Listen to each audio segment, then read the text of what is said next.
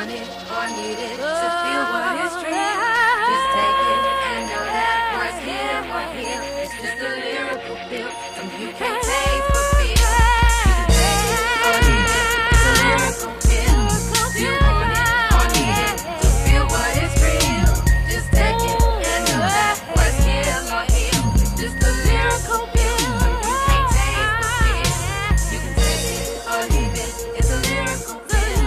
You want it or need it to feel what is real, just take it and know that what's here or here, just a lyrical feel. I guess I'll do this piece that I've been working on. It's about a lot of stuff that I've seen over the last few years with politics, churches, music, just stuff that I've seen, and working with kids or in an environment that helps kids. So it's called resting. And what it is if you see so much, I don't know what it's, as a poet, you feel things a lot differently, or just the type of person that you are. You see things so differently from other people. And when you write about them, you put yourself in that position, and you just put it on paper and emotion come out. And this is called resting. Have you heard it before? I don't know. I guess I'll do the hook. Yeah, hook us up, girl. Hook us up. We're gonna do It's hard to do poetry sitting down for me. It but is. It's hard. I've never done it sitting down. Let's see. Let's try resting. I'm tired,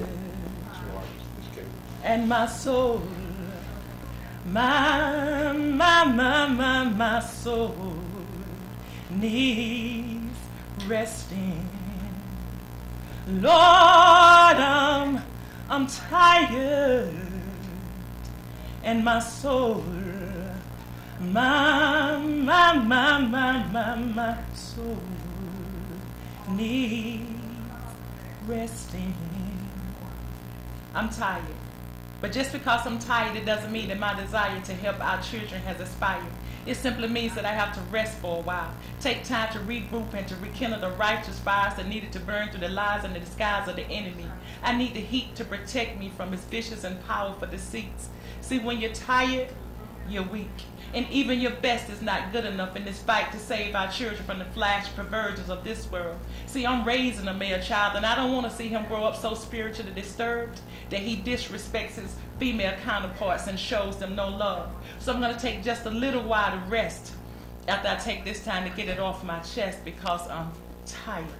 I'm tired, and my soul is sick, and my anger is quickened by the resurgence of the pimp mentality, the jaded reality of those who use their so-called creative individuality to exploit female sexuality. They demean women in their infantile quest for manhood, attention, and control. They become the devils incarnate, ferociously roaming the globe, carelessly gathering the impressionable souls of our young, misguided females, the ones who doesn't realize that the hell that she's living in and giving into is nothing compared to the one that she's damning her soul to. My heart goes to these young ladies, our babies, who are allowing the chains of dehumanization be placed around their ankles, their wrists, and their neck, shackling their self-esteem to virtual men with little or no respect for womanhood, claiming that it's all good. Yet deep down inside, he knows that many of these girls caught up in the video old syndrome are not being validated at home. Therefore, in his exploitation, he uses manipulation, not caring that this form of socialization is wreaking havoc on an entire generation. Because on the flip side of his gangster walk and his pimp talk noise,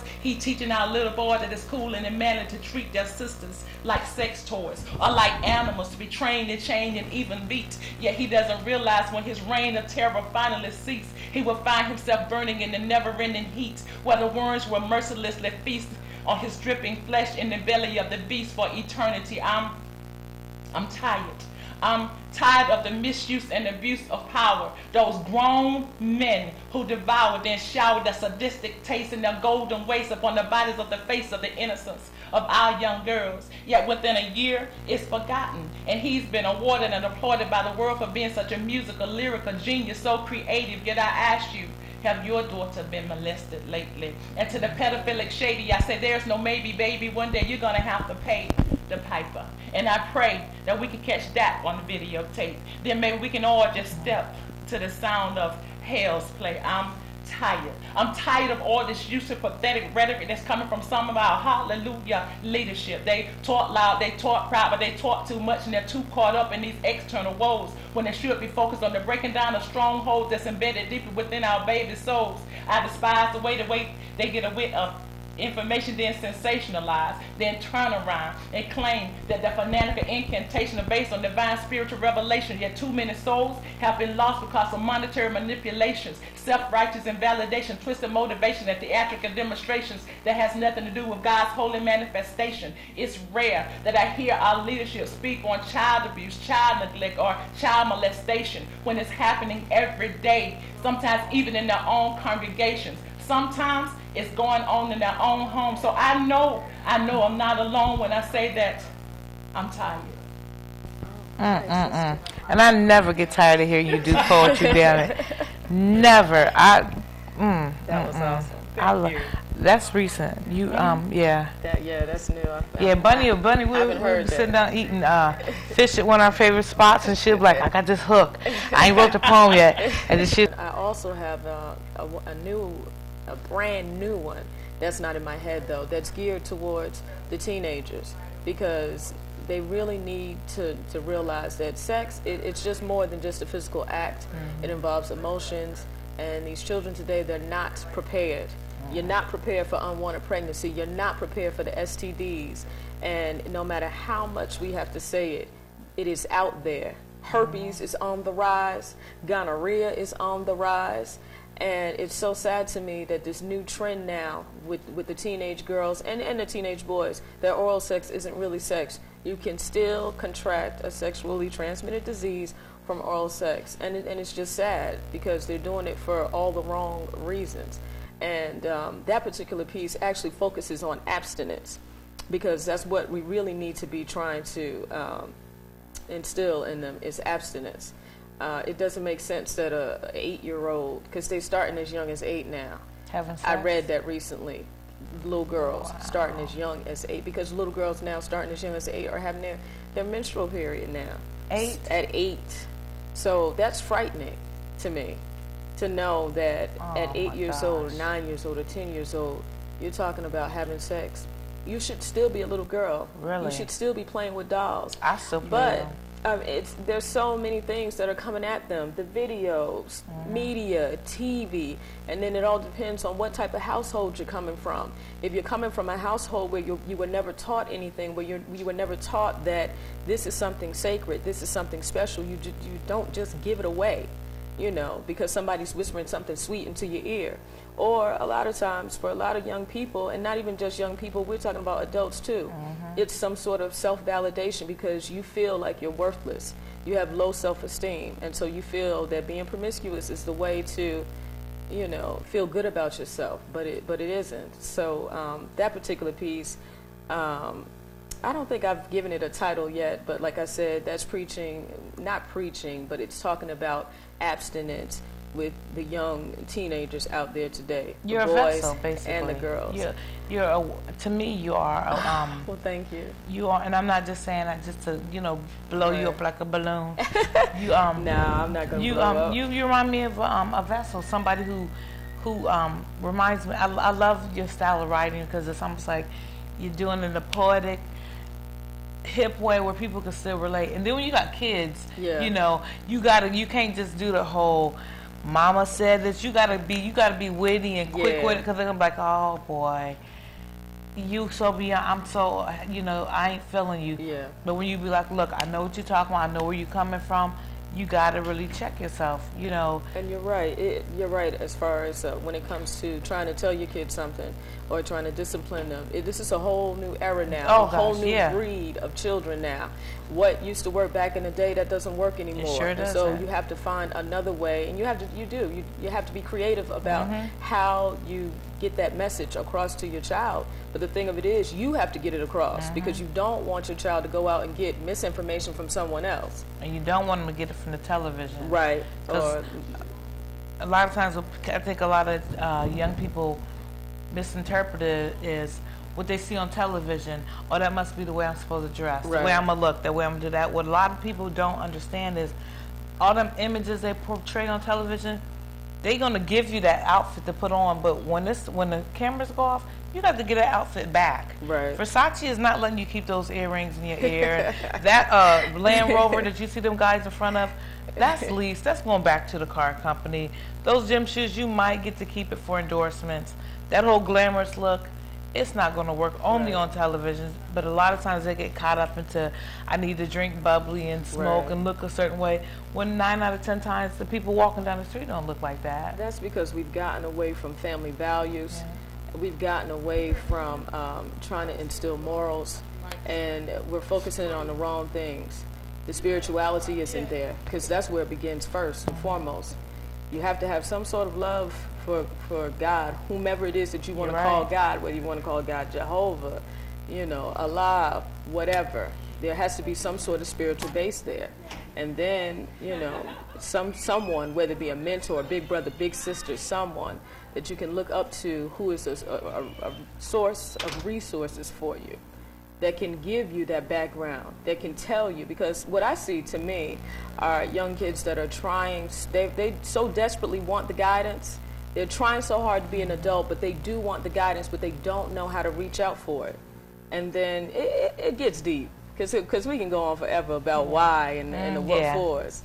But I mean, like I said, yeah, I do like to talk about social issues, and I do like to do it in a way that's creative, that doesn't just come out saying, don't have sex and practice abstinence. No, I try to put it in a form of a story first. Like the piece that you're talking about, the AIDS piece that you've heard me do. It starts off very sexual, and people think that's what I'm talking about, is this whole sexual relationship. And yes, I am, because that's where it starts first. But then at the end of it is the message that, hey. Yeah, you definitely come off with a message. I'm not trying to be greedy, but I am going to request another poem. You want me to do that? I want you to do whatever is in your heart. That's the thing about it. I want you here to, whatever, if it's a poem you've never done before, I want you to do you. I want you to be comfortable. This is your moment. I'm glad you're here. Okay. How dare you? Okay, I'll do that piece.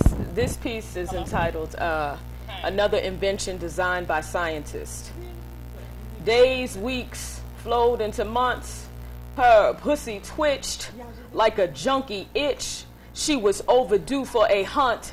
She slipped into a mini dress, stilettos and black fishnets, wearing blood red lipstick, dressed to kill and marked for death. Next stop, ladies' night at the Leopard Lounge. 'Cause she's a sex shooter, shooting off in your direction. La da da da. She's a sex shooter, come and give her your affection. She strutted in, worked the room until she zeroed in. I said her kitty meowed so loud it drowned the sound of common sense. Rewind. I said her kitty meowed so loud it drowned the sound of common sense. So intent was her hit for some one-night dick. Smiling, he walked towards her. Then he led her to the nearest bathroom stall. He was John Holmes, driving it hard and long. Deep throat in the cut. She was Vanessa Del Rio strong. Raw, busting nuts against the wall. That meow became a perfect purr. Satisfied, she straightened her clothes as he pulled out his business card. All he said was one word: call. She read the gold printed words off the card, and I quote, "Whenever you want to ride to die, call Damien for a good time," end quote.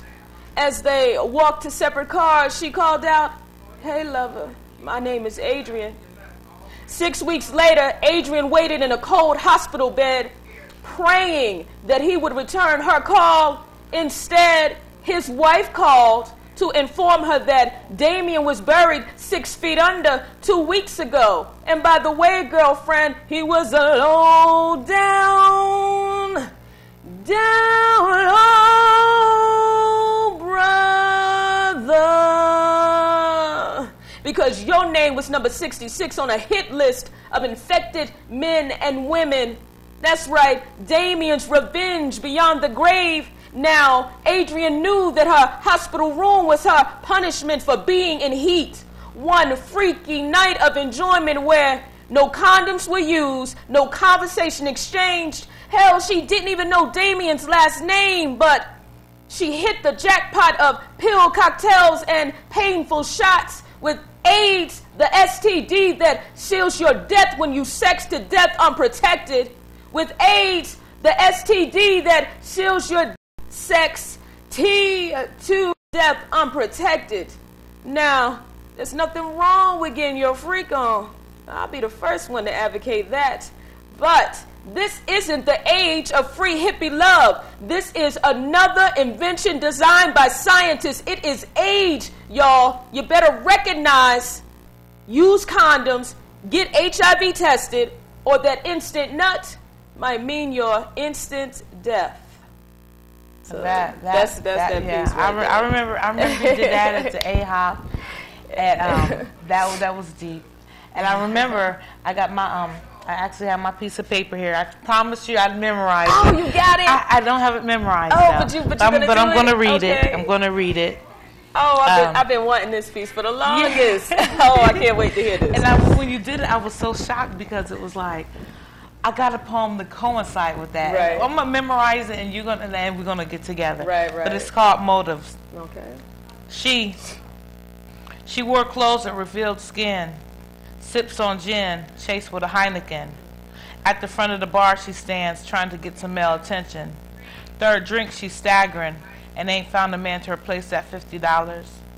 She lent from her rent so she can come out and get a man. Now detoured is her game plan, blurred is her vision, slurred is her conversation. She's no longer the player, but a likely victim. Meanwhile, he sits at the bar puffing Cuban cigars. Every weekend he's peeping women who come out of wanting to be like mega movie stars. In and out of Hummer, hoopties, cabs, and rental cars. He peeps off the knockoff clothes, pedicured toes, big attitudes, and little bank rolls. Weeding out who's sexy, drunk, or just available. Then their eyes connect like two eyes in a peephole. It's 2:44, 16 minutes before the bar will close. She's alone, he's alone. She's still looking for a man with bankroll. He's still looking for someone to take home. He guzzles his Hennessy, approaches her like, "Hey, sexy." Instantly they're grinning and laughing, flirting and chatting. To his Hummer, they're staggering to their house. They're entering. In the bed, bodies are blending. In the morning, he's awaking to her cooking. Months go by and a relationship is developing. Yet his conscience is eating him. He was a type who liked both men and women. He led a full life of booze, drugs, lies, and fast living. 16 months ago, he was diagnosed and AIDS paid him a vision. Out of hate and hatred, he vowed such a disease he would distribute it. Never had he intended to fall in love with her, but now how? How can he tell her? How can he tell her his only motive was to hurt her, to infect her, her and all others he encountered? Meanwhile, she's never been so happy. She met a man finally with some financial stability. In the beginning, of course, it was all about the money, but now her heart is really in it. Financially, she made it, yet lately she's feeling sick. Her thick frame is thin and her smooth skin is blemishing, appetite diminishing. She can't understand what is happening. He sees before his eyes she's disappearing. His conscience is killing him. He knows the reason she didn't last another season. See, the love of his life died because of his disease. Now he sits at the bar smoking Cuban cigars, broken-hearted and scarred, sipping on Heineken, watching men and women walk in with personal motives and leave us potential victims. I need to really work on this one, but you guys got the gist of it, and it's amazing how minds think alike. Right. When when I heard you do that poem, I was like, wow, consciously people coming off with conscious poems and thoughts and ideas that enlighten other people to be like, wait a minute, whoa, let me stop, let me think about what I'm doing. Opposed to just getting up there and just saying, look, I look good on the mic, let me go ahead and do something. You know? Right. And I mean, for you two to sit here and I'm inspired to write by you. You know, I thank God for that. It's you know? mutual. Yeah. Because I love you, Bonnie. The very first time, and I remember the very first time I ever saw you was at Ashton's. You came to Ashton's and you performed before it closed down when Derek was hosting, Intellect was hosting there. And I was like, wow. And I had heard about you but had never seen you.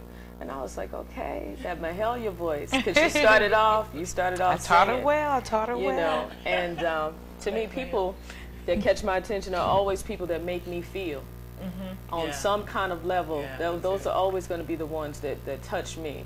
And you did a relationship piece, and I can't remember what the name of the piece is, but anyway, since then, anytime I can come out and see you, anytime I can come out and see you, and you too, Knyte. Yeah, thank you. You know, anytime. The first. Time. What was the piece that you did? Little Black Girl was the first one I heard. Little Black Girl. Yeah, Little Black Girl. Was that the one you were talking about with your relationship with your father? 1973 is That is the first one I ever heard her do, and I was like, wow. And when you did it, because we were both performing open mic that night, that made me do the domestic survivor piece. I wasn't trying to do the domestic survivor piece, but you know how sometimes when someone creates that vibe, and it's just like, wow, okay, and I was like, I'm getting up there. I'm gonna say. And I mean, it's like I said, it's amazing how different things inspire you, you know, because that you sparked me, I sparked you, you seen her, she sparked, and like I said, just you two being here, right now I'm like a homeboy said, a kid in the candy store. I'm just so, I'm so touched because I got two of the people that I really, really enjoy listening to. Y'all can get up on the mic anytime, and don't think I'm ignoring y'all. It's just I'm so inspired. I'm writing. That you start writing. Exactly. And it's been a long time since I had that. So you know, when you get that, you want to embrace these people and you want to thank God for them because it's nowadays it's so rare. Yeah, and you're right because I know. Either one of you, if I listen to you, yes, but I don't start writing right then and there. But the next day, I'm like, and I start writing a piece because of something that I heard that inspired me, whether it was coming from you two or just from someone who touched me in some kind of way. When you hear inspiring people, it definitely puts you on your game. I think definitely puts you on top of your game in terms of coming with some real material, just like you said. And it's not necessarily that that's my intention, right? To start writing about something that I think people can heal from or learn from. It's just that it's in my head, and then I just kind of just feed off of it, and then whatever comes out of it just goes from there. I was listening to I think it was Focus CD. And what's going on there, and by Homeless Man, and I was like, okay, and it was just like I turned the music off and I said, okay, I'm gonna write this hook. You remember the Homeless Woman hook?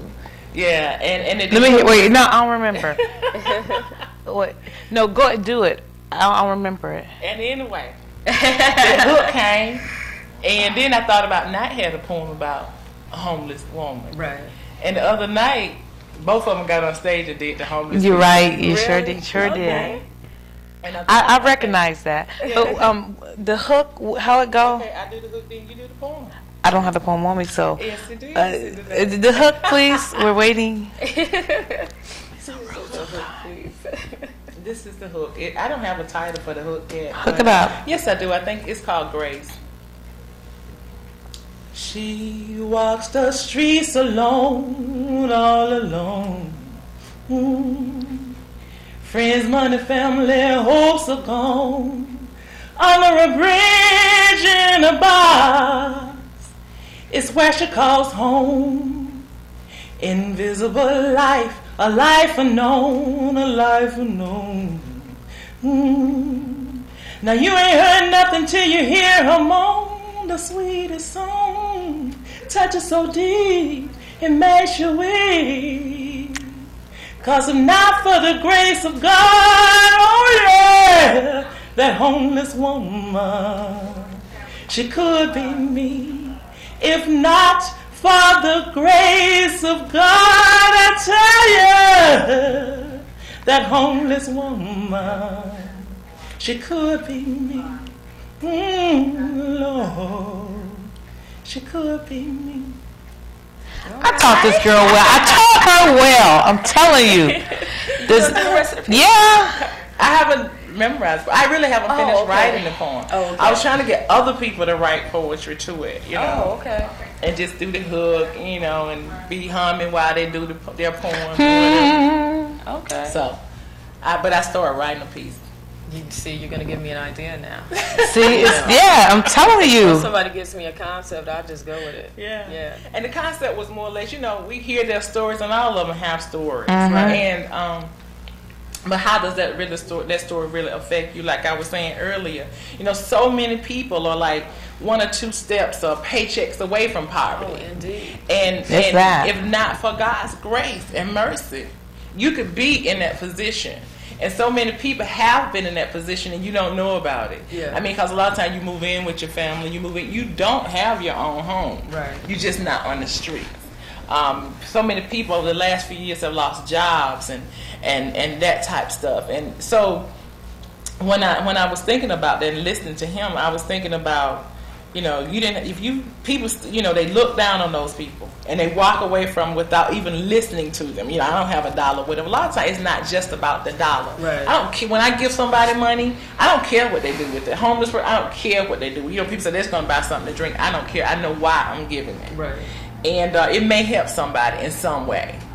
It does. So that's why I wrote that poem, because I'm thinking about how, you know, how it could be me. It could really be me in that position, and you don't know how they got there. Yeah. You don't know whether she was a victim of domestic violence, or she got divorced and he got everything and she lost everything, or he died and she didn't know how to manage the finances and got hooked up with the wrong crowd. I mean, it's all kinds of stories out there. You're right. So, you know, I know we have to wrap up, but in saying that, I know I can relate to the homeless poem, because when I first came here, I was actually leaving a domestic relationship and ended up staying, which should have been a homeless shelter, but the gentleman who came and picked the homeless people up from where they're from told me, you know, I can come to this transition house. And from there I started working with the task force for the homeless and volunteering, and so, you know, on that I can definitely relate. And you never know, you never know where a person's coming, where they've gone, and Right. Or where people have been. yeah, and you know, I'm about to get all boo-hooey, but we're gonna definitely do this again. Bunny, Black Widow, I thank God for you guys coming here. This is just the beginning, you know. I definitely want y'all to look in the camera, say hello to Neo Soul, give shout outs to any loved ones. Thank you for the Tracy crew, the crew that's here with us. Definitely give thanks to God. Neo Soul family, I want y'all to know this is just the beginning. This is what we're going to call spoken emotions.